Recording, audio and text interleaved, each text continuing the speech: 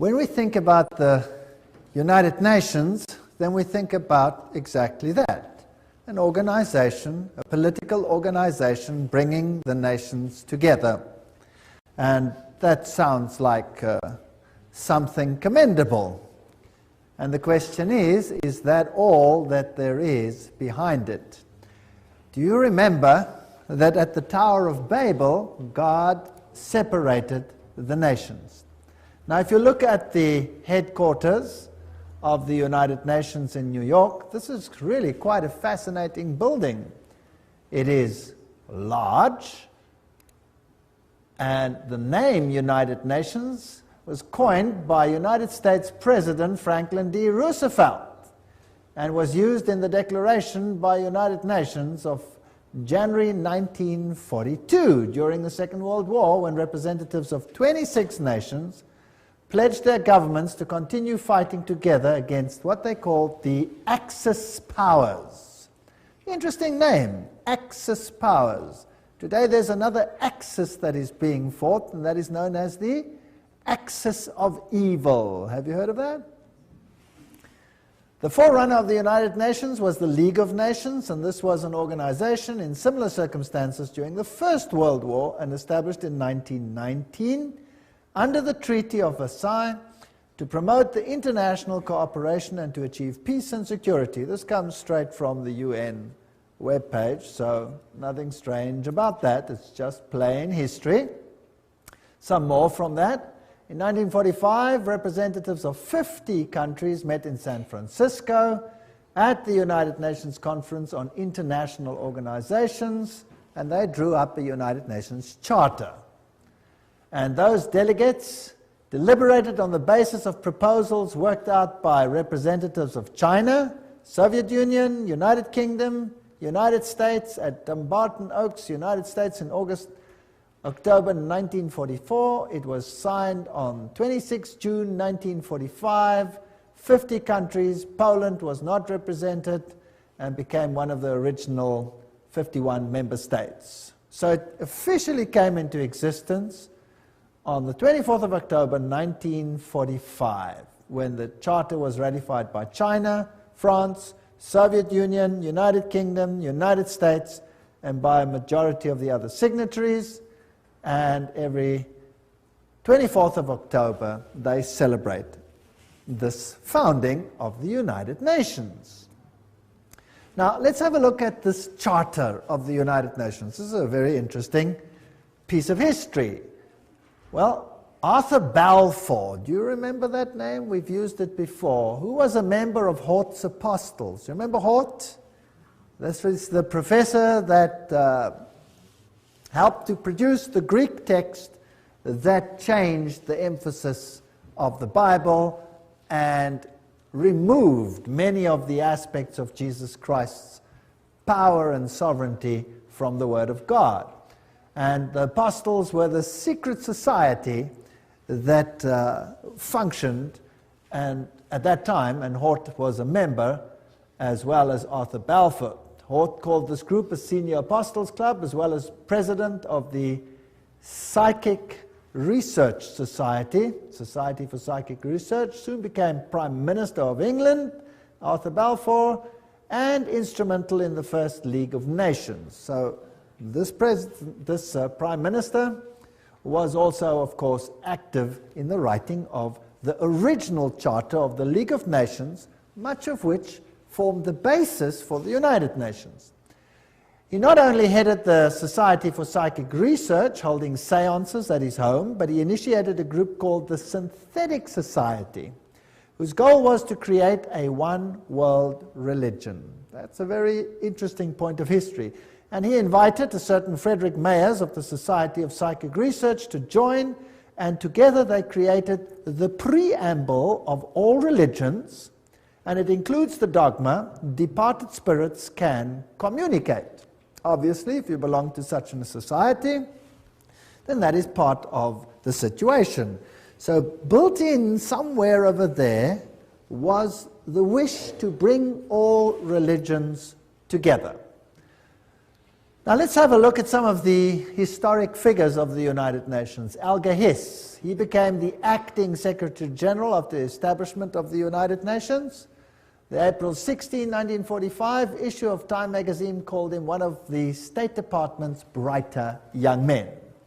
It was Hiss and Joseph E. Johnson who later became Secretary of the Bilderbergers. So here we have all the secret societies again, who wrote much of the United Nations Charter. So very high Freemasons, Bilderbergers, were responsible for this charter. Now we know what they believe. We've already had a lecture on that, and I would refer people back to that lecture. Patterning it after the Constitution of Russia and the Communist Manifesto. This is very interesting. So the Constitution of the USSR is almost identical to the Constitution of the United Nations, for those who did not know that. And there are all the references. Everything that I say is referenced. I'm just reading. So please, nobody get angry with me. Get angry if you want to with whoever set this thing up. I had nothing to do with it. Remember that I also pointed out in previous lectures who the responsible persons were for trying to bring all the nations together in a unitary government, and then behind the scenes another organizations to bring all the religions together.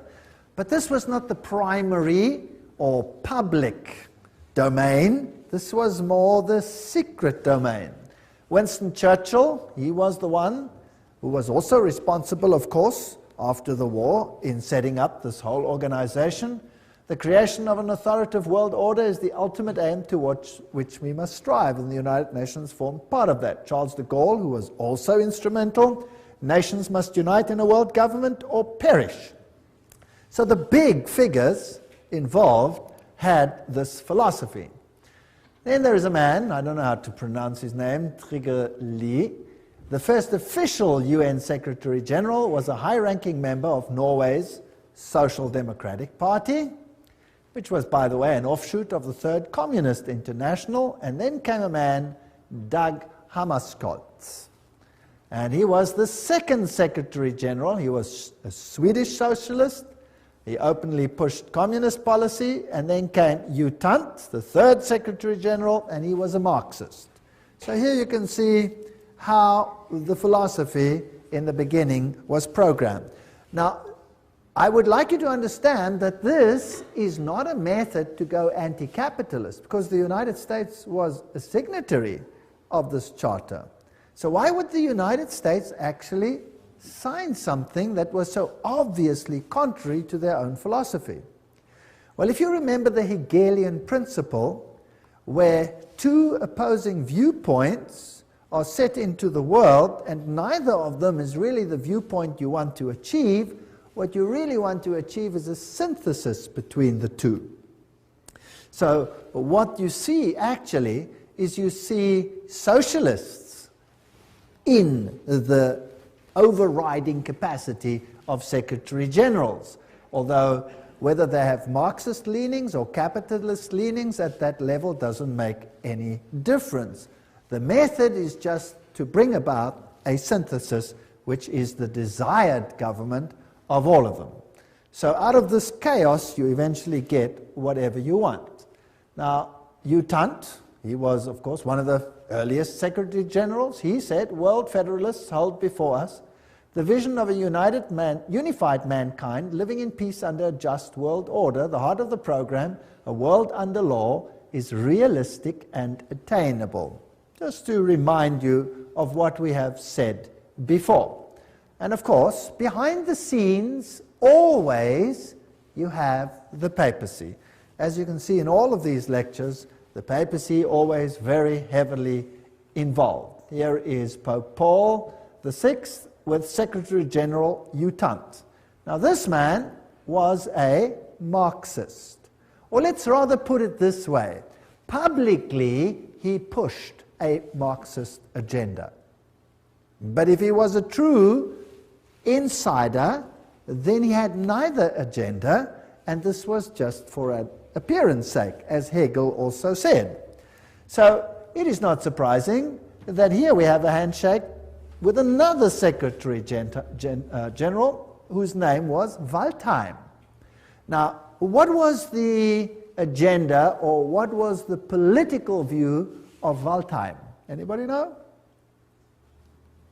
Anybody want to venture a guess? Became public knowledge, and there was a huge outcry as a result. He was a Nazi. Yes. So you can see the Hegelian philosophy coming out here. There you have Marxism, antithesis. There you have Nazism, thesis, in between, synthesis. So it didn't really matter which of the philosophies they espoused, as long as the end result was the same. Pope Paul VI, by the way, is the first one to introduce this bent cross, or broken cross.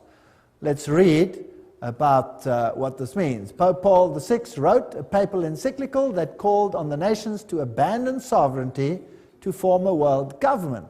So the Pope himself was behind this and actually called for such a government. And about this twisted cross, here's the quote for you. Paul VI made use of a sinister symbol used by Satanists in the 6th century that had been revived at the time of Vatican II. This was a bent or broken cross on which was displayed a repulsive and distorted figure of Christ, which the black magicians and sorcerers of the Middle Ages had made use of to represent the biblical term mark of the beast. Interesting quote. Yet not only Paul VI, but his successor, the two John Pauls, carried that object and held it up to be revered by the crowds, who had not the slightest idea that it stood for Antichrist. So that's a quote that's very interesting about the broken cross and what it stands for. So these are the figures behind, or the movers of the United Nations. A pope calling for such an order, the Secretary Generals picking it up, reiterating it on both sides of the political divide, so that it would seem fair to both sides of the philosophy. Now, what about the spiritual aspect? There's one interfaith organization that is called the Temple of Understanding. And it has a newsletter which is called World Goodwill Newsletter. Now, we have to see what authority such an organization has, because there are many little organizations and they could just be, irritating little piddly little organizations. So who are these people who formed the Temple of Understanding with a newsletter, the World Goodwill Newsletter, an organization affiliated to the United Nations? It's always good to look at the founders. Well, founded by Juliet Hollister in 1960, the Temple of Understanding has one of its goals, the creation of a spiritual United Nations. In its work to promote understanding between religions on the basis of the oneness of the human family. Sounds good. The temple has numbered among its members and supporters such influential world servers as U Thant himself. Well, there's the Secretary General, you can't go much higher than that. Eleanor Roosevelt, that's interesting.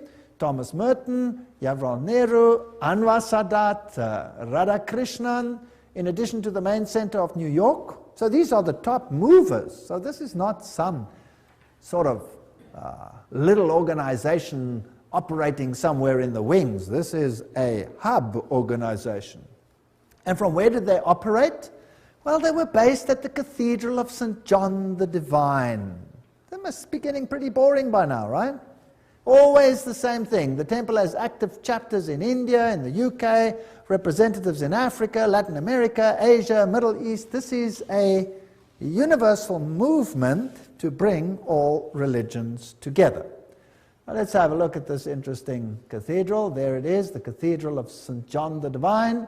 The cathedral is located at the 112th Street in Amsterdam Avenue, 1 block east of Broadway, the largest cathedral in the world. That's also interesting. The Cathedral Church of St. John the Divine in New York is the mother church of the Episcopal Diocese of New York and the seat of its bishop.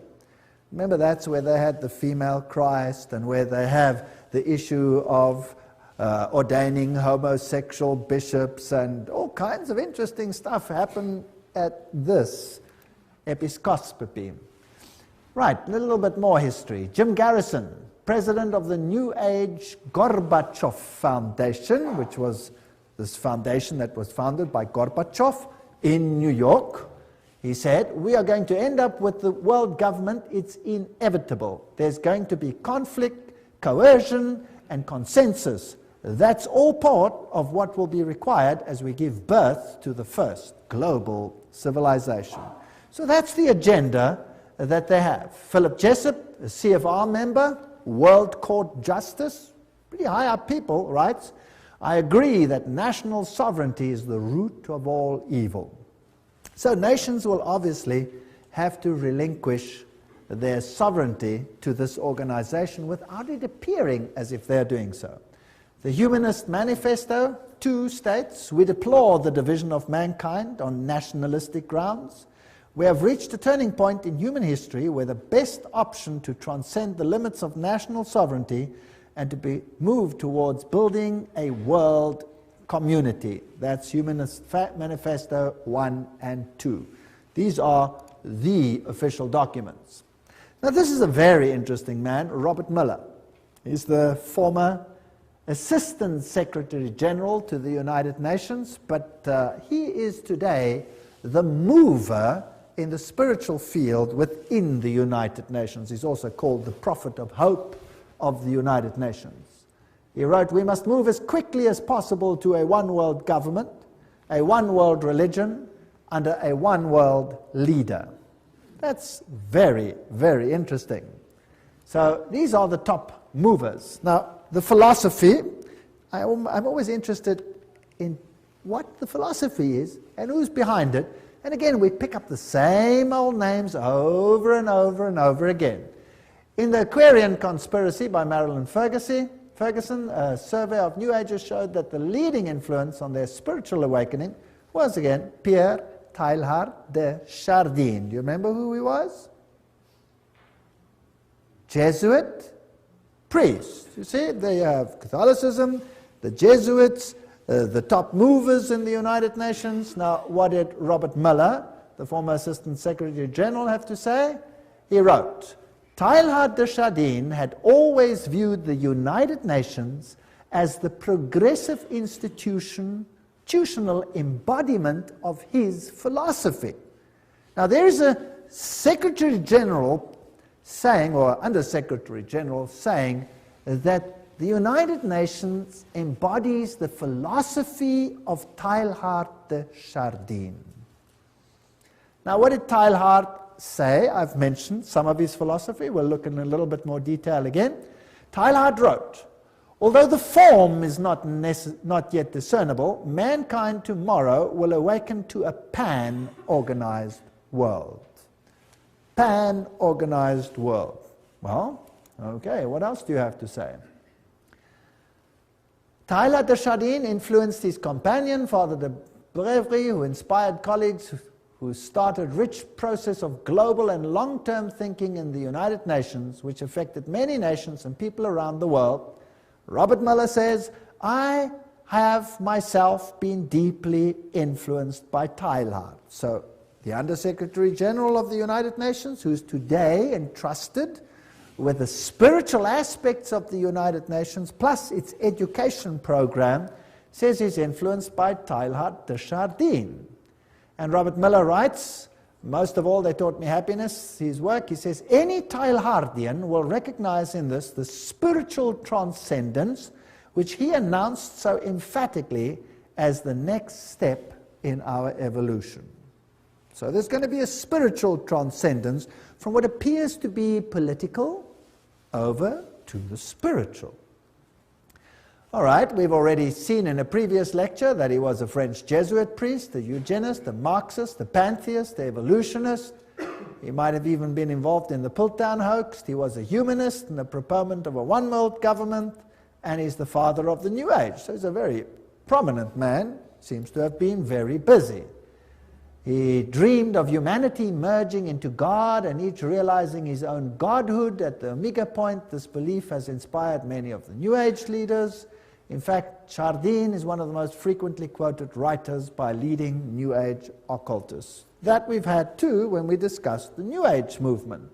But just to remind you, so we can merge into God.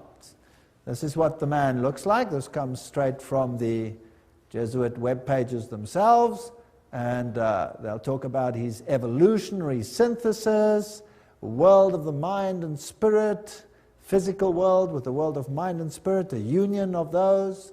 And here are a few of his quotes. Just to go into a little bit of detail, this is the spirit of the philosophy of the United Nations. Interesting.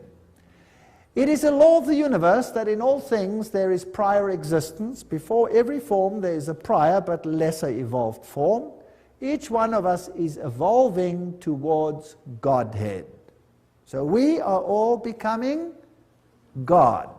Wonderful philosophy.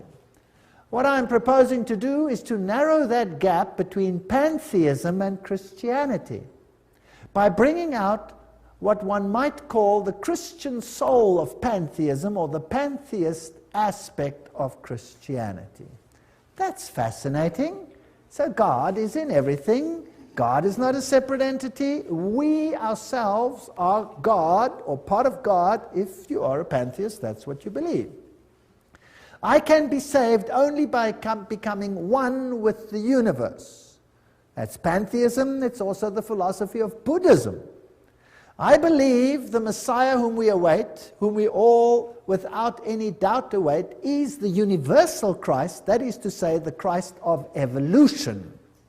Right, that's Teilhard de Chardin's philosophy. Isn't that interesting? So, unfortunately, I cannot agree with one single iota of that philosophy. It's not biblical. In fact, it's blasphemous. A general convergence of religions upon a universal Christ who satisfied them all. That's what Teilhard de Chardin said, Christianity and evolution. This is his quote. His quote.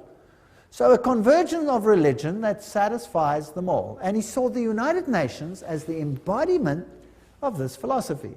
That seems to me the only possible conversion of the world, and the only form in which a religion of the future can be conceived. That means everybody must come together. Now, how do you get all the religions to come together and to bury the hatchets and their differences? You create a pain of separation, chaos, that exceeds the pain of unity.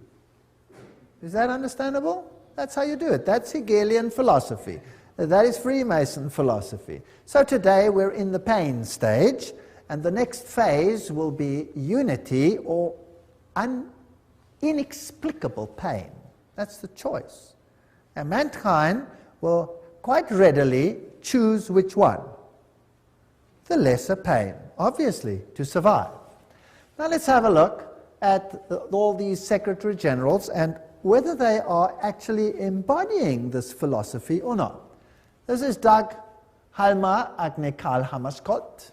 He was the Secretary General of the United Nations from 10 April 1953 to 1961. Then he met his death in a plane crash, and he was the fourth son of the Prime Minister of Sweden during the years of World War I. He was the first one. Now, what did he do in the United Nations? Well, one of the first things he did was to produce or create a prayer room. And there it is on the left-hand side.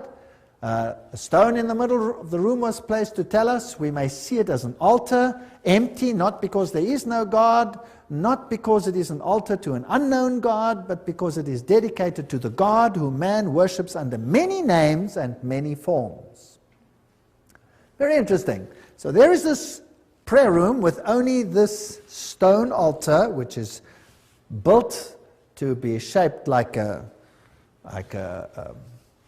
rectangle, if you like, which has certain interesting meanings, and the whole building, the whole room, has the shape of a trapezoid. Now, what does that mean? Well, there's also an all-seeing eye, and that symbol that we see over here amongst the Hittites is also the symbol, if you look carefully, of the United Nations, which has the laurel wreath and which has the face. up there, which is just replaced with the earth. Now, perhaps the best way to comprehend what the all-seeing eye represents is to examine the architecture of the meditation room of the United Nations building in New York. The meditation room is shaped as a pyramid, a trapezoid.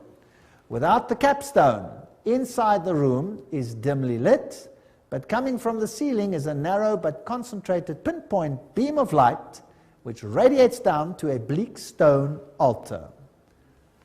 On the wall straight ahead is a breathtaking modernistic mural that is dynamically endowed with occult symbolism. Containing 27 triangles and various configurations, a mixture of black and white and colored background and a snake-like vertical line. At the center is the all-seeing eye, which grips the millions of annual UN visitors with its stark, beckoning image of suspicion and omnipresence.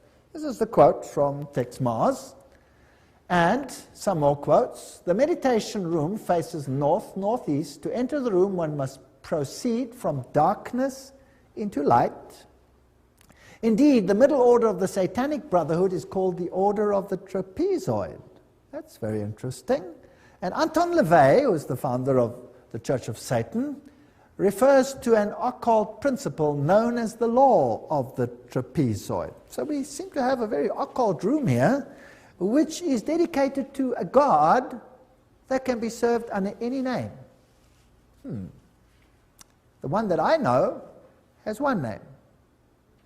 One name. One could tell several moving stories, writes Robert Miller, the spiritual godfather, if you like, of the United Nations and the former Under-Secretary General. One could tell several moving stories of the spiritual transformation of the United Nations as caused to the point that this little speck on earth is becoming holy ground. For example, the rational intellectual economist Dag Hammarskjöld found God at the United Nations and inspiration for his work as a world servant in the mystics of the Middle Ages. Oh, so he didn't find it from the Bible, he found it where? From the mystics. Towards the end of his markings overflow with spirituality and mysticism. There you are, the words of the United Nations themselves, or their representatives, telling us how this inspiration came about. Now let's go back a little bit to Foster and Alice Bailey. These were Alice A. Bailey, the one who received dictated messages from Dwal Kul, and who is known as the prophetess of the New Age. They started a group called World Goodwill, an official non-governmental organization within the United Nations. The stated aim of this group is to cooperate in the world of preparation for the reappearance of the Christ. So the United Nations, in other words, is an organization preparing to get all the governments together, yes. But that is just on a political level. The agenda behind it is to bring all the religions together and to prepare it for the coming of Christ. Which Christ? Not Jesus Christ, but the cosmic Christ. Because Jesus Christ is not coming, as we will see in a future lecture, to do what they think is going to happen. Their Christ wants to have a kingdom here on earth. But God says, my kingdom is not of this earth.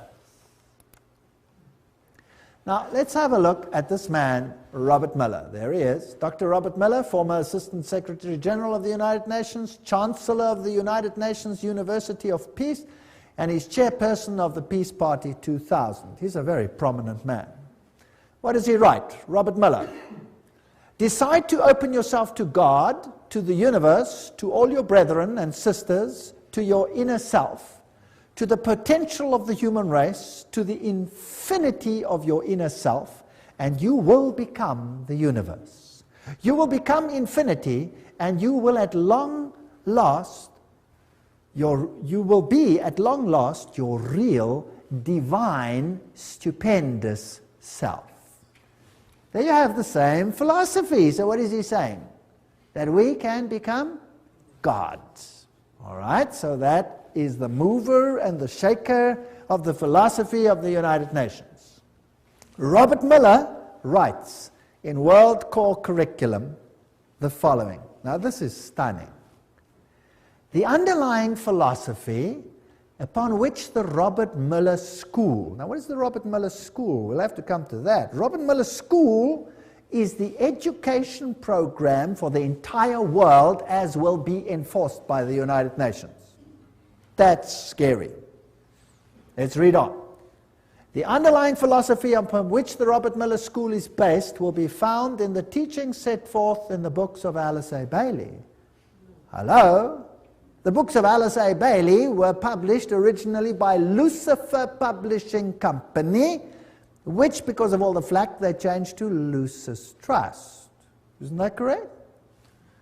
The school is now certified as a United Nations associated school providing education for international cooperation and peace. Okay, this is big business. So the philosophy is based on Luciferian channeled writings preparing for the coming of Lucifer. And remember what they said. They were quite open about it. Alice A. Bailey claimed evidence of the growth of human intellect along the needed receptive lines for the preparation of the new age can be seen in the planning of various nations and in the efforts of the United Nations to formulate a world plan. From the very start of this unfoldment, 3 occult factors have governed the development of all these plans. Now, can you see why I called the lecture the UN and the occult agenda? Because Alice A. Bailey says there were 3 occult plans, and Robert Muller says, yes, we follow the writings of Alice A. Bailey. She did not spell them out, but she did state, within the United Nations is a germ and seed of a great international and meditating reflective group. A group of thinking and informed men and women in whose hands lies the destiny of humanity. Ooh.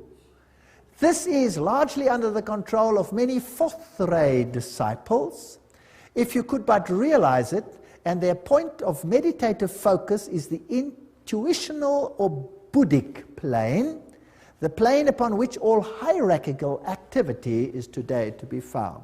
That's about as occult as you can get. What she is saying is that the inner core of the United Nations is controlled by people who are under the control of Lucifer. That's what she's saying. She's saying it's demonic. And it's out of her words, not mine. I'm just reading. That's what's such fun about all of this. Helena Petrovna Blavatsky, founder of Theosophy. She was the forerunner, of course, of the Bailey books. And Theosophy was then taken over by Annie Ward Basant over here, and then taken over by Alice A. Bailey. And here is the great invocation that has to be read and learnt by every child in the future. From the point of light within the mind of God, let light stream forth into the minds of men, let light descend on earth. From the point of love within the heart of God, let love stream forth into the hearts of men. May Christ return to earth. But this Christ is not Jesus Christ. From the center where the will of God is known, let purpose guide the little wills of men. Oh, how neat. It's so derogatory. The purpose which the masters know and serve. What arrogance. From the center which we call the race of men, let the plan of love and light work out, and may it seal the door where evil dwells. This is interesting. Which door is to be sealed where evil dwells? Well, if you know occult science, you'll know that they call light darkness and darkness light, and they say that Jesus is the evil one. We read all those quotes when we did the lecture on that issue. May it seal the door where evil dwells. Let light and love and power restore the plan on earth. Restore what plan? Restore whose plan? And who made it so that it is not restored? Well, who separated the nations?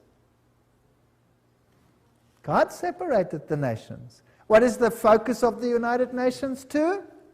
Unite the nations. So they want to restore that which the, in inverted commas, evil one happened to mess up with one brilliant move of confusing the languages. Well, just goes to show, one word of God and is confused for 4,500 years. Who's really in control here? Well, here's Annie Besant in her 33-degree Freemason regalia. Co-Masonry, you'll remember we dealt with this issue. The Theosophy textbook teaches immortality, reincarnation, the deity of man. Statements by this Dwalkul, who also inspired Alice A. Bailey. He talks about Alice A. Bailey, know me still by another name and office, AAB. Alice A. Bailey knows who I am and recognizes me by two of my names. Now that's interesting because there are two names, and we will see the two names in a future lecture, what the names are, and then it gets very interesting. This is a detective story. It's a very exciting one. Well, the Bible says that they are spirits of demons, working miracles which go forth to the kings of the earth and to the whole world to gather them to the battle of that great day of God Almighty. Revelation 16:14. Remember that? Helena Petrovna Blavatsky, the founder of this movement, of which Alice A. Bailey became the high priestess, if you like, said Lucifer represents life, thought, progress, civilization, liberty, independence. Lucifer is the Logos, the serpent, the Savior. It is Satan who is the God of our planet and the only one. Then she talks about the Virgin, who is Satan and Lucifer at the same time, and the Holy Ghost, all wrapped in one. So whether you call him Isis or whether you call him Osiris, doesn't matter. Whether you call him Baal and Ashtoreth, doesn't matter. Two names. He always comes under two names, two principles. Alice A. Bailey, she succeeded Besant as leader of Theosophy. Her husband was a 32-degree Freemason and also, of course, part of Co-Masonry. There she is, priestess and prophetess of the New Age movement, who received these messages from this spirit entity, which has to be a demon, Dwalkul. Her writings, as we have said, were one of two women to be one of the most prolific writers of modern times. Her main aim, the problems of humanity, getting all humanity together again, and preparing the world for the coming of Christ. And we have read this quote already, I dedicate myself anew to the service of the coming One. One is an acronym in the occult for Lucifer, and will do all I can to prepare men's minds and hearts for that event. I have no other life intention. She writes, the Tibetan, this is now this Dwalkul, has asked me to make clear that when he is speaking of the Christ, he's referring to his official name as head of the hierarchy. The Christ works for all men irrespective of their faith. He does not belong to the Christian world any more than to the Buddhist or Mohammedan or any other faith. There is no need for any man to join the Christian church in order to be affiliated with Christ. So obviously it's not Christianity. The requirements are to love your fellow men, lead a disciplined life, recognize the divinity in all faiths and all beings, and rule your daily life with love.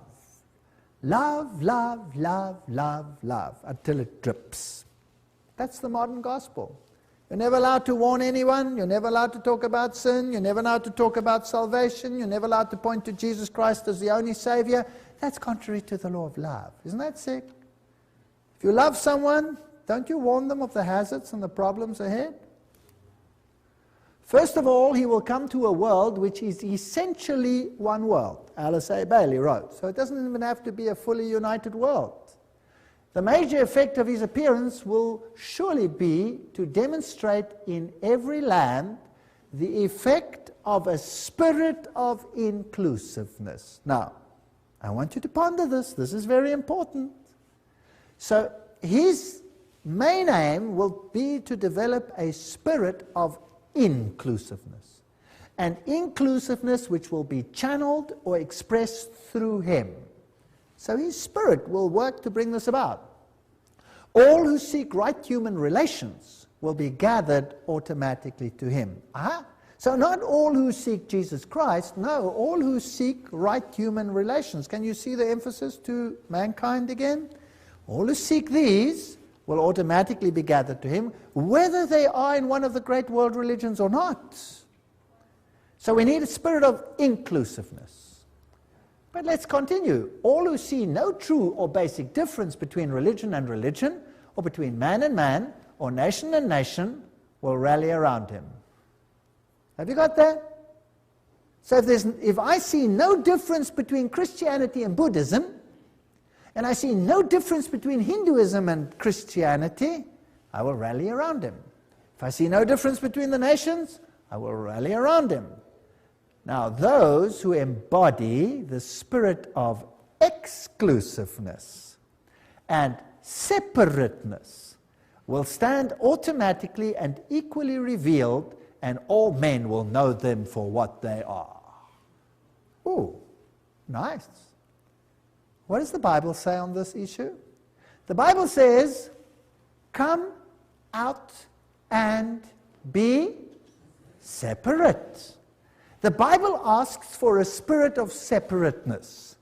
The United Nations, by its very nature, has no option but to ask for a spirit of inclusiveness.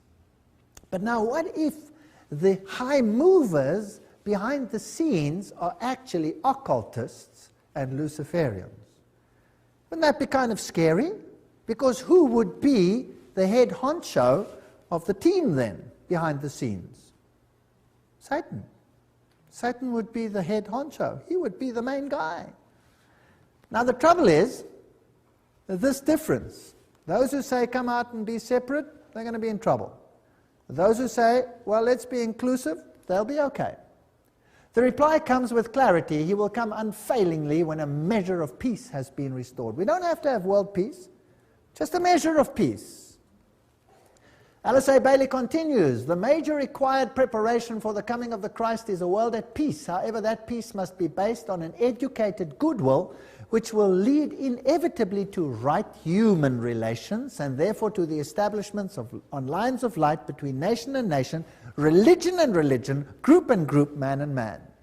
So the only way we're going to have this community is by putting everybody into the melting pot and becoming one. That means giving up your differences. Discover the members of the new group of world service whenever possible and strengthen their hands. Look for them in every nation and expressing many lines of thoughts and points of view. Remember always that in doctrine and dogma and in techniques and methods they may differ widely from you, but in love for their fellow man, that has become the religion of the new world. Not love for God, love for the fellow man. In practical goodwill and in devotion to the establishment of right human relations, they stand with you. They are your equals and can probably teach you much. So forget all about the religious differences. Promote ceaselessly the work of world goodwill so that every nation may have its own group of men and women dedicated to the establishment of right human relationships. The whole power has to shift to man rather than to God. It is on the foundation of this teaching that Christ will raise the superstructure of the brotherhood of man for right human relations on expression of the love of God. And this is all we hear in the sermonizing of the New World. What is important is right human relations. What is important is that we accept one another as we are. And it goes on and on and on and on. But faithfulness to God, biblical principles, no, they have to be given up. Share International says, but the day will dawn when the vision of the United Nations will save the world, and when the reality of the United Nations starts bearing fruit, then the breath of immortality will be a living reality on earth. And there is the spiritual leader of or the present priest, if you like, in the United Nations, the Hindu Sri Chinmoy. He says the United Nations is the way to oneness that leads to the supreme oneness, capitalized. It is like a river flowing towards the source, the ultimate source. And the United Nations becomes for us the answer to world suffering, world darkness, world ignorance. The inner vision of the United Nations is the gift supreme. And this will be realized no matter how many years it takes. The Dalai Lama says in the sphere of international relations, the sense of greater shared responsibility is particularly needed. Today, when the world is becoming increasingly interdependent, the dangers of irresponsible behavior have dramatically increased. Unless we realize that we now are part of one big human family, we cannot hope to bring about peace and happiness. So all the world leaders are saying these things. And the United Nations, with its symbolism of this ancient laurel wreath around a globe, is nothing other than the emulation of an old pagan ideal, which Lucifer once more wants to realize in the world that we live in today.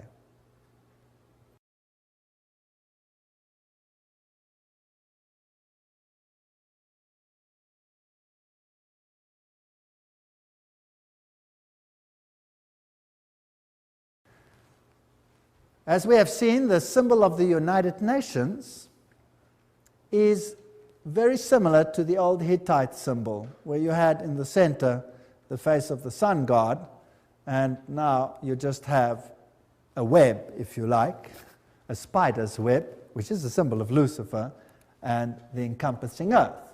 And of course, the laurel wreath was a symbol of all the ancient deities. So we find all for one, all together now, we are the world, was the 50th celebration of the United Nations. The New Age agenda was to merge God and nature. That's what Teilhard de Chardin, the father of the philosophy of the UN, said. We must become pantheistic, eradicate male-female distinction, world peace, nuclear disarmament, one world government, one world religion. The organizations leading up to this, the United Nations, of course, Council of Foreign Relations, Trilateral Commission, Bilderbergers, Gorbachev Foundation, and the Club of Rome. And they've already put up a constitution which is known as the Constitution for the Federation of Earth. So we really have a world constitution. Now, obviously, if you want to bring about a situation like that, you have to influence the education of the world, so that the mindset and the thinking of people is changed. So education is a very important point. This comes straight from their own web pages. Wow, you cannot say this is hearsay. It comes straight from them, unol.org. The world will not change and find peace if there is not a new education. U Thant, former Secretary General of the United Nations. We need a new education. The old one's no good. The former director of the World Health Organization, Dr. Brock Chisholm, of course that's also a United Nations organization, says, to achieve world government it is necessary to remove from the minds of men their individualism. That's kind of scary, don't you think? Loyalty to family traditions. Oh, that's even worse. National patriotism and religion's dogmas. Now, these are the movers of the United Nations. Your individualism must go. You must become a number. Just doing what the state says. This is Marxism. The state is supreme and you are nothing but the catechumen, a goyim, or nothing. And you must give up your individuality. Did you know that Christ created us all free agents? Every single one of us? No one to be subject to anyone but God, because only to God can you trust your subjection, because he is 100% selflessness, which he proved when he came to this earth. How would you like to be a subject of Lucifer and be bound by chains to his chariots to do his whims? I would hate that. But in any case, in order to do that, you'll have to give up your individualism. Now let's have a look again at this man, Robert Miller, philosopher, prophet of hope, top-level global statesman, and what a mighty man. He's the Chancellor of the University of Peace, created by the United Nations. He is the creator of what is known as the World Core Curriculum. That says everything. And he's known throughout the world as the father of global education. There are 29 Robert Miller schools around the world, more being established each year. World Core Curriculum earned him the UNESCO Peace Prize in 1989. He has recently drawn up a framework for world media coverage. What you see on your television is what you're supposed to see, not what you should see. As a public service, as well as a framework for planetary and cosmic consciousness. Wow, so your mindset, your cultural mindset must be changed, your framework for the arts and culture. These are occultists speaking. After all, he said so himself. He says he follows Alice A. Bailey. is the author of the World Core Curriculums. What does that do? Everything is a quote. Steer our children towards global citizenship, earth-centered beliefs, socialist values, the collective mindset, which is becoming a requirement of the 20th century workforce. Your children will have to be modified. We are living in a frightening world. Good. Robert Muller, what does he write about a World Core Curriculum? He says a World Core Curriculum might seem utopian today, but by the end of the year 2000, have we passed that? Yes. It will be down-to-earth daily reality in, what does it say there? All the schools of the world. Now, believe you me, I have been in the education system. I officially left the education system 1 month ago. And what I have seen in the last few years, the changes are hair-raising. Hair-raising. If that is what is awaiting us, then God help this world. We've already seen, he says, the philosophy is based on Alice A. Bailey. And World Core Curriculum, this is unol.org, that is their own one. What is their teaching? Our planetary home, place in the universe, our place in time, that's all the evolution stories. The family of humanity, that's global humanity, the miracle of individual life, and the coordinating centers of the world, where they all are, the Robert Muller Schools International. What do they teach? Well, they have, for example, the Shaman Institute, and they have all these nice, interesting occult signs for all the things that they stand for. Eleusis, the all-seeing eyes, humanistic psychology. This is one of the Robert Muller School's teaching points. Here is Franco, a shamanic facilitator, astrology, sacred circle operator, author of Initiation and Astro-Shamanism. He talks to inner guides. What else?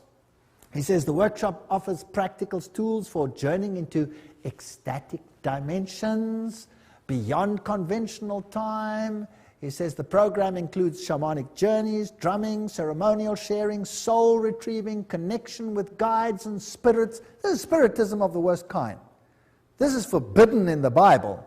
No wonder the Bible is not part of this organization's book. Robert Muller says, at the world level, the UN has adopted a world economic development strategy.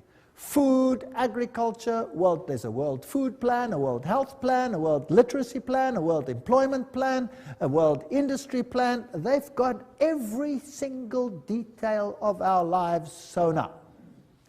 Now, another organization that's very important is UNESCO. And let's just look at UNESCO. It's a sub-organization of the United Nations. Julian Huxley is the former director of UNESCO. He was Humanist of the Year. He's a theistic philosopher, member of the Communistic Colonial Bureau of British Fabian Society, and signer of the Humanist Manifesto too. That's not a very good recommendation as far as I'm concerned. Some more. Skull and Bones member Archibald MacLeish wrote the UNESCO Constitution. So he must be an Illuminati member, as we saw in that lecture on the secret behind secret societies. So Freemasons helped create the organization, a fervent international MacLeish. He is associated with One Worldism. Here's another one. Niebuhr is UNESCO's co-founder, and he signed Siecos. Now what does that mean? Which appeared in 1969, and they printed it in the New York Times then. What is Siecos? These are the founders. It is the position of Siecos that contraceptive services should be available to all, including minors, who should enjoy the same rights of free and independent access to contraceptive care as do others. It is the position of Siecos that the use of explicit sexual material, sometimes referred to as pornography, can serve a variety of important needs in the lives of countless individuals. These are nice people up there in the United Nations. No wonder now it is forced curriculum at even junior schools to have explicit sexual details explained, all in the names of preventing sexual diseases, with the most strange and lewd acts which have to be performed.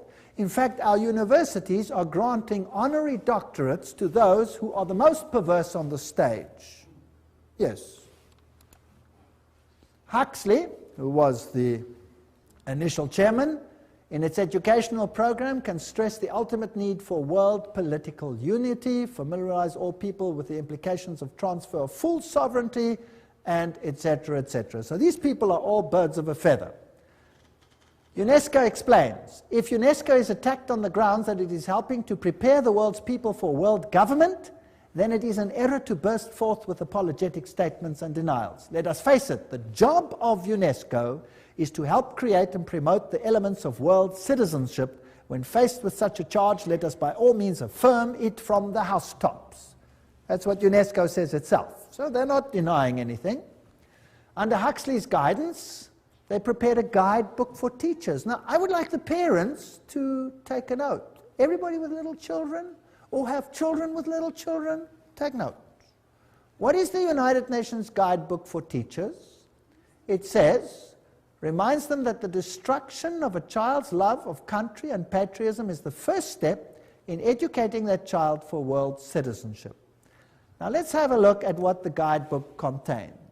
Volume 5, page, on the opening page. In the classroom with children under 13 years of age, before the child enters school, his mind has already been profoundly marked, often injuriously by earlier influences, first gained, however dimly, in the home.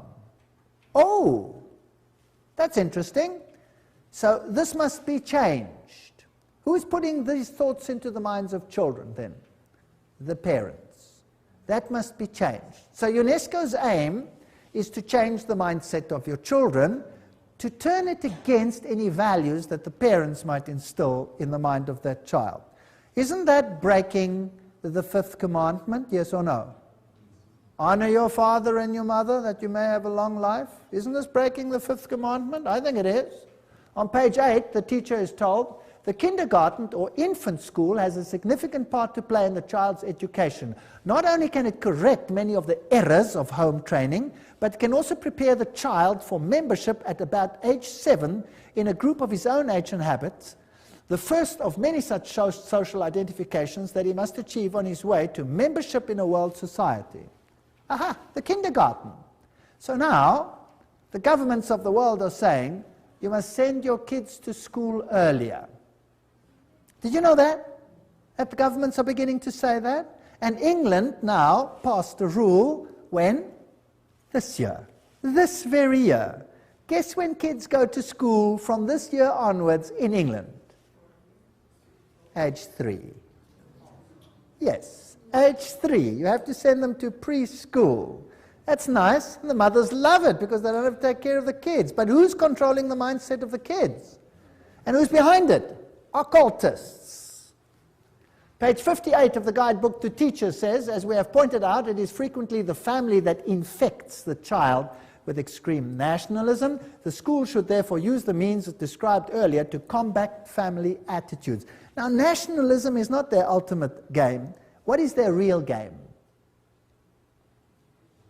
Religion. Religion. Volume 5, page 11. In our view, history and geography should be taught at this age at a universal history and geography. The study of history raises problems of value which are better postponed until the pupil is freed from nationalist prejudice, which is present surrounds the teaching of history. So the whole mindset of the child must be changed in the teaching program, and this is UNESCO's aim. Not a very, well, noble aim, I don't think, because the authority of religion and parents, especially Christian religion, will be undermined. Now another organization comes in, this is called the Finhorn Organization, and they promote ecological health and prosperity. Have you heard much about ecology in the world today? Yes. Now again, we have to find the links. You always have to do some detective work. Because Francis, this is Francis of Assisi, connected with nature, Pope John Paul II named him the patron saint of ecology. Now, St. Francis was the roommate of Ignatius Loyola, the Jesuit founder, just for interest's sake. It is on St. Francis Day that thousands of people flock to St. John the Divine, oh, how boring, Cathedral for the blessing of the beasts. Also, occultist Robert Miller, that's now the Under-Secretary General of the United Nations, former one, informs us that Francis has been declared patron saint of the United Nations. The Pope does it, United Nations follows. Who's really in control? The Pope. And there he is. If you want to, you can pray to him. If you don't want to, you can ignore it. The UN Secretary General U Thant formed the organization Planetary Citizens with New Age activist Donald Keyes. Now we're getting the links. Here's the top man of the United Nations with Donald Keyes. Planetary Citizen is now a global government organization within the UN specifically devoted to preparing people for the coming of a new culture. Now let's go on with Donald Keyes. He's together with U Thant. Donald Keyes has been actively involved in Finhorn. Have you got the link? United Nations, Secretary General U Thant, Donald Keyes, Finhorn. In Scotland and writes regularly for its magazine One Earth. Keyes wrote, "The New Age groups are focusing on entering a new stage, a world-related stage. They are becoming mature enough to begin to shoulder some of the load of humanity's burdens. The spread of New Age values as unifying yeast in the human loaf may be the critical ingredient for successful emergence from the 1980s onwards." Now let's see what Finhorn is all about. Here we go. Their logo is the flame of Lucifer. They use occult symbols, they use the lotus flower, they talk about divinely ordinary, divinely human. So what are they saying? We're God, and God spoke to me. Now who's that God that speaks to them? Well, let's ask their spokesman. This is David Spangler. There's one of his books, Parent as Mystic, Mystic as Parent. So this is what your education is going to do to your kids. Do you know that? David Spangler, co-director, spokesperson for Finhorn community in northern Scotland. That's what he looks like today. Let's see what he says. He writes in the Reflections of Christ, "The true light of Lucifer cannot be seen through sorrow, through darkness, through the rejection. The true light of this great being can only be recognized when one's own eyes can see with the light of the Christ, the light of the inner sun. Lucifer works within each one of us to bring us to wholeness.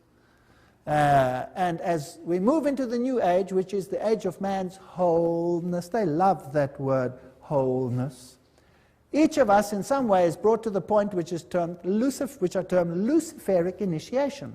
The particular doorway through which the individual must pass if he is to come fully into the presence of his light and wholeness, Lucifer comes to give us the final gift of wholeness." So who are these people actually worshipping?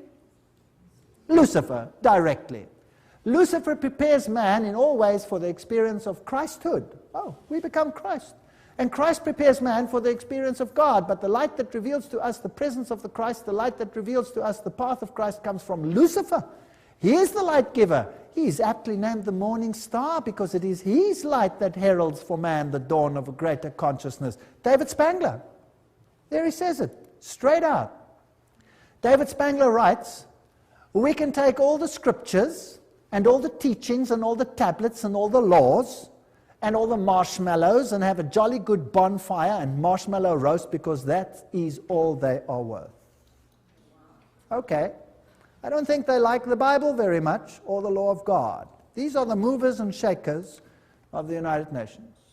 They're waiting for a new economic order. Well, I'm not going to go into those details. We affirm that the economy of all nations is a seamless web. They want to join it together, and a new international economic order. That's World Goodwill Commentary, all there by itself. "We, the members of the United Nations, solemnly proclaim our united determination to work urgently for the establishment of a new economic international order. The whole world is going to be controlled at every single level by these people. A complete change in the world's financial and economic order is imperative." Benjamin Cream, spokesman for Maitreya.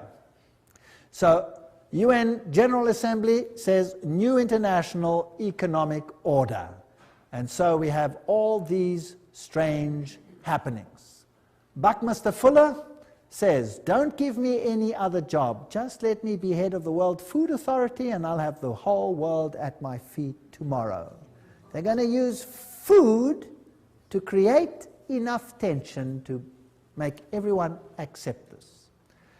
Benjamin Cream also wrote, the industrialists, economists, administrators of great experience and achievement, who with a hierarchy, that's a bunch of demons, by the way, have worked out plans and blueprints which will solve the redistribution problems of the world when the political will is there to implement them.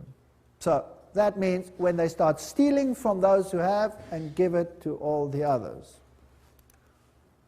Maitreya himself, this New Age Christ. The UN is the major hope of the world. In its interrelationships we can see democracy writ large, the symbol for the expression of God's will that men call goodwill. With the advent of the Christ, this goodwill will bring all men and all nations into correct relationships and create the necessary circumstances for the expression of that synthesis which will be the outstanding keynote of the coming civilization.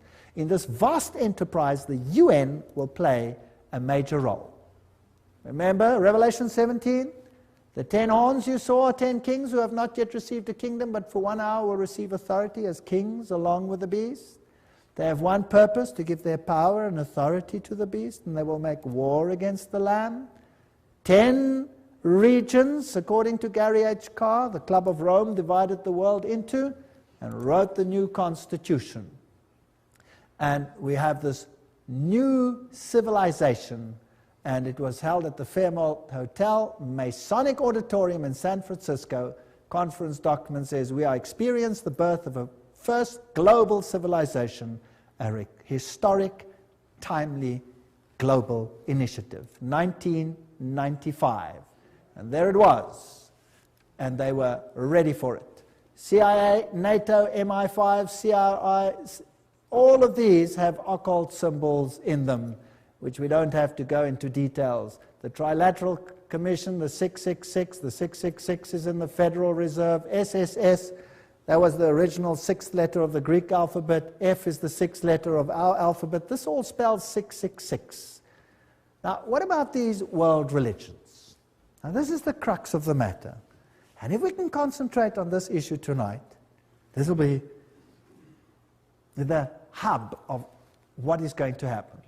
Was it not inevitable that the UN would sooner or later also acquire a spiritual dimension? That's what Robert Miller says, the big man behind world education, world media, University of Peace, all of these things. Robert Miller writes, there's a famous poster which shows Christ knocking at the tall United Nations building, wanting to enter it. I often visualize in my mind another, even more accurate painting, that of the United Nations, which would be the body of Christ. Interesting. Doesn't Christ say, my kingdom is not of this world? So this is another kingdom, and this Christ is definitely not Jesus Christ.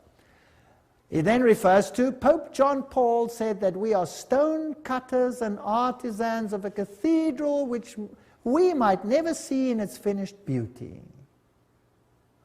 This is Masonic language that Pope John Paul II is talking about. The tapestry of its work encompasses the total condition of humankind on this planet. All this is part of one of the most prodigious pages of evolution. It will require the detachment and objectivity of future historians to appraise fully what happened in the last third of our century and to understand the real significance of what the United Nations was. No human force will ever be able to destroy the United Nations. Very interesting. For the United Nations is not a mere building or a mere idea. It is not a man-made creation. This is Robert Miller speaking, former Under-Secretary General of the United Nations. If it wasn't man-made, then who made it? Who made it if man didn't make it? Well, they told us who the leader is in so many words. Who is he? Lucifer. Okay. The United Nations is the vision light of the absolute supreme Masonic signal language, which is slowly, steadily, and unerringly illuminating, you know the buzzwords by now, the ignorance, the night of our human life. The divine success and supreme progress of the United Nations is bound to become a reality.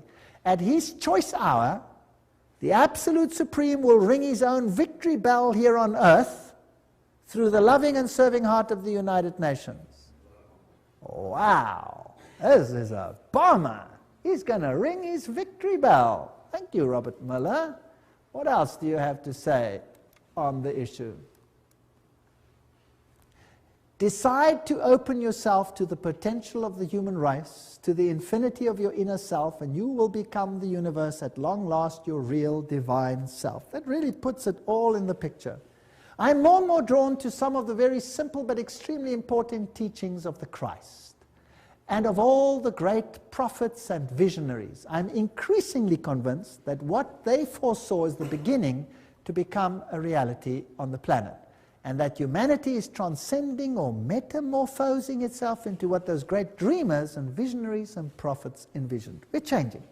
We're going to undergo a change. The world's major religions in the end all want the same thing.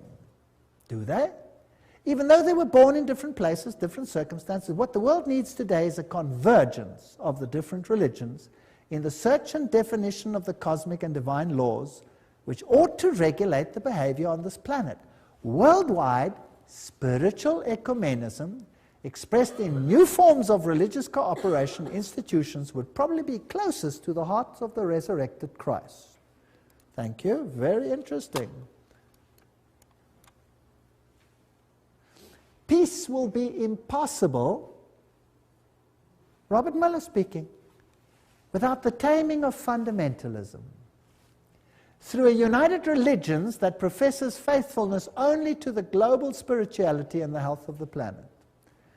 So fundamentalism has to be tamed. Let's start with Islam.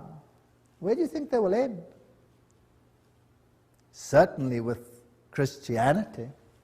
The New World religion must be based on those truths which have stood the test of the ages. They are steadily taking shape in human thinking, and for them the United Nations fights. My great personal dream, writes Robert Miller, is to get a tremendous alliance between all the major religions and the United Nations. Well, this is fascinating stuff. There will not be any dissociation between the universal church and the sacred lodge of all true Masons and the inner circle of the esoteric society. That said Alice A. Bailey. Robert Miller says that's their philosophy. So there you have it. Freemasonry, Luciferianism. This is the kingdom on earth. June 1995, an Interfaith Summit conference was held in San Francisco for the purpose of uniting the world's religions into a global organization, the United Religions Organizations, called UR. It will be an international, interreligious organization modeled after and affiliated with the United Nations, according to its literature, so it's Howard Dispatch Ministry. The URO launched its written charter in June 1997. The institution should be fully in place by June 2000, globally operational by June 2005. How far is that off? Oh, that's just around the corner. I get excited.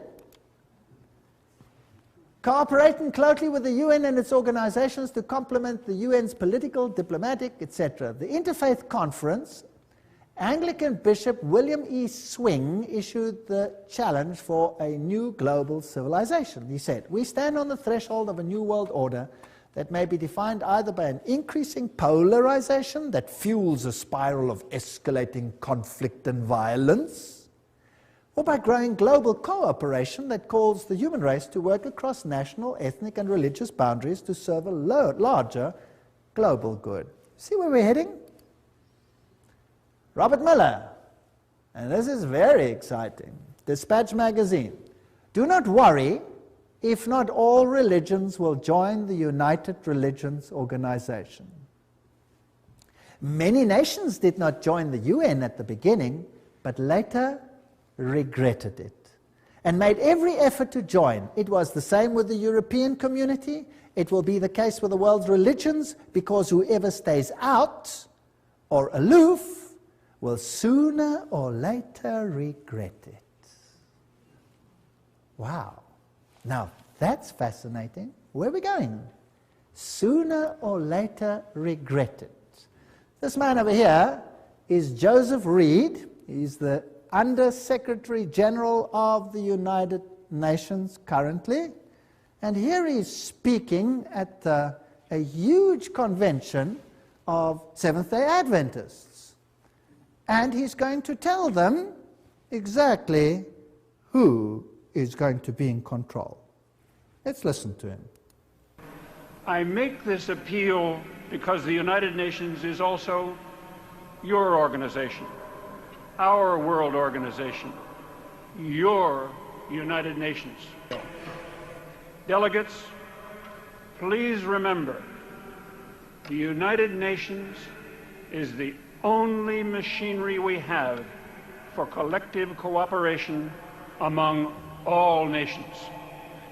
It is the only worldwide institution for furthering development. The United Nations is the only universal mechanism for protecting human rights. The United Nations is the only shared framework for strengthening international law. Delegates, the United Nations is not one of the luxuries of international life. The work of the United Nations is of vital importance for the betterment of life on our planet. That's very fascinating. The United Nations is also your organization. It is the only body for this, that, and the other. Now, that's not the speech he wrote. He read it for Kofi Annan, the Secretary General of the United Nations. Now, I have a problem. I don't want to be part of a Luciferian organization. I certainly don't want to be. That's just me, personally. The mystical tradition in the mainline denominations easily interact with those of the heathen religions of the world. Meditation practices, visualization techniques, breathing exercises are now being used to tap into spiritual realm, and such religious leaders as the Pope and the Dalai Lama are very much on the same plane. Discernment Newsletter, 1996. A religion to fit everyone. Goals of this one world religion, world goodwill, remember this is all UN-affiliated organizations, founded by the very highest level of people. The churches and the world religions should indicate the unity within all facets of truth, which will provide a universal platform, one to which all men everywhere could give allegiance. Such a platform should include the truth that all men are divine. Thank you. Can we do that? Yes or no? I hope not.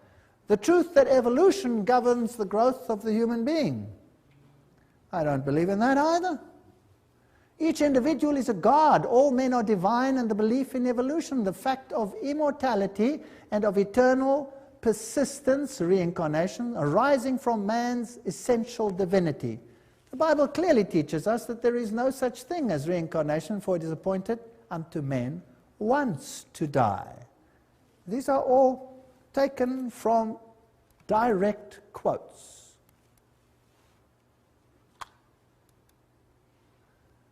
Preparation by men and women of goodwill is needed to introduce new values, new standards, and new attitudes, prepare for a coming world teacher, requirements of a new world order, and a reorganization of social structure. I want nothing to do with that.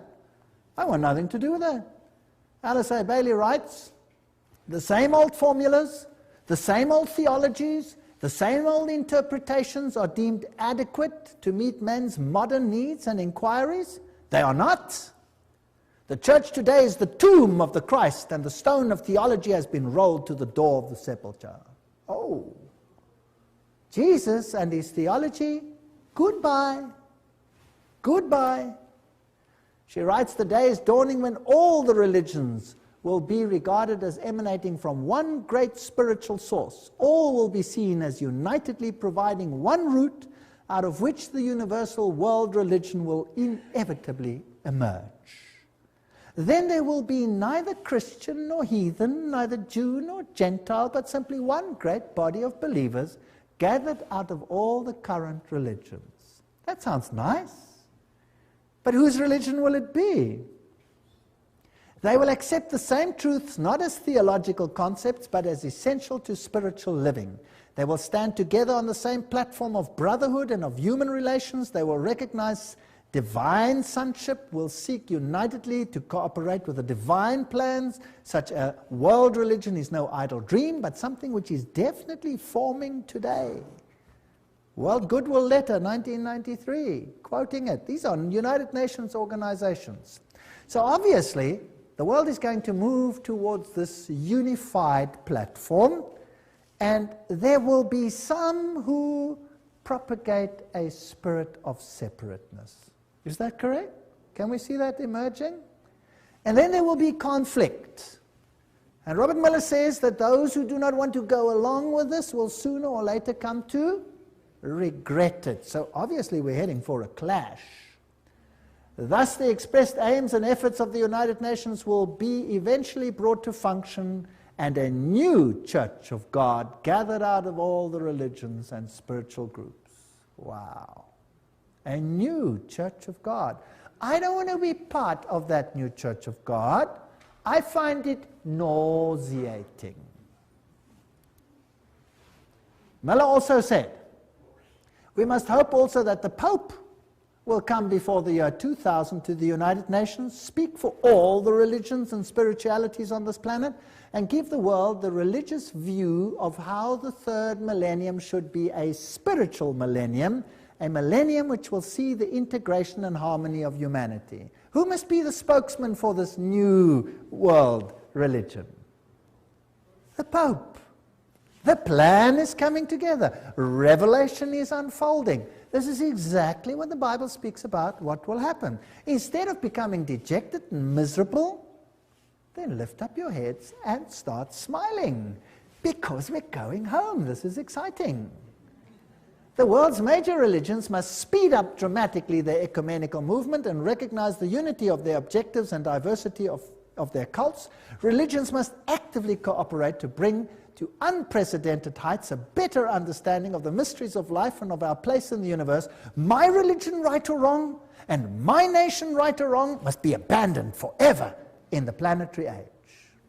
You're not allowed to say Jesus is the only way. It must be abandoned forever. I'm sorry, I will not abandon it. I refuse. And then we had this wonderful meeting. The Pope actually did appear before the United Nations. And then they came together in this massive rehearsal at the United Nations, where they formed this new ecumenical initiative funded by Ted Turner. And the whole world is gathering into one new religious pot under the United Nations. And I saw one of the heads, as it were, wounded to death, and his deadly wound was healed, and all the world wondered after the beast. Revelation 13:3. Joshua 24:15. And if it seems evil unto you to serve the Lord, choose you this day whom you will serve, whether the gods which your forefathers served that were on the other side of the flood, or the gods of the Amorites in whose land you dwell. But as for me and my house, we will serve the Lord. That's the decisions we have to make. Those are the issues before us. And the sad thing is, I'm not making this up. I'm just reading it off the screen. I'm really not making this up. I wish I was, but I'm not. So we are actually facing a crisis situation. But in the lectures that are now coming, we will have to look at the other side of the coin. We've had enough of this side of the coin, don't you think? I'm sick to death of it already. Now let's have a look whether God has an answer to what Satan is planning. Now I had handed out another little card over here, and I've got a question on there. I'm beginning to see that the battle is not really political. Did you see that tonight? The battle is not really political, but religio-political. They want your allegiance and your mind.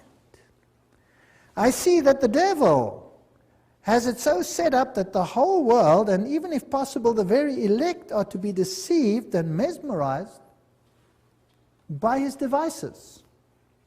By God's grace, the second point, I do not want to be one of those that are deceived. I see that it is more than just being aware of the problem.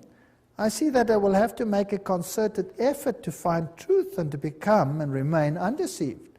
What is the only channel whereby we can find out the will of God? You tell me. The Bible. If God hadn't given us the Bible, we would be hopelessly at sea. Thank God, God gave us the Bible. What would we do without it? I wouldn't know where we're going. It would all seem logical. It would all seem okay. Everybody would be happy to climb onto this bandwagon, right or wrong. I want to know how Jesus will be victor in this controversy. All we've seen is Satan build up his kingdom. And that's exactly what the book of Revelation is about. I'm interested in learning more and to plan to attend the next lectures, because this is where the counter plan of God will start to be discussed. We're not going to go back to the Bible, and we're going to find out what God has in store for us. But if I could just be so daring as to ask, just show me your hands if you want to. Who sees that Jesus is being eradicated from the world plan? Who sees it? Wow, so there's a total onslaught on Jesus Christ. And we are just caught in the battle. Isn't that right? We're just caught in the battle. So what hope have we got of changing the status quo? None. None. If you think you can change this, forget it. We have no hope. Who is our only hope? Jesus Christ. He is our only hope. Without him, we are nothing. And that's why I can stand here today, because I know there's nothing I can do, but he can do something. He's even made it possible for me to stand here and speak to you. Isn't that great? All things are possible. Do you know that I've given these lectures in a Masonic hall? Yes. All things are possible. Absolutely amazing.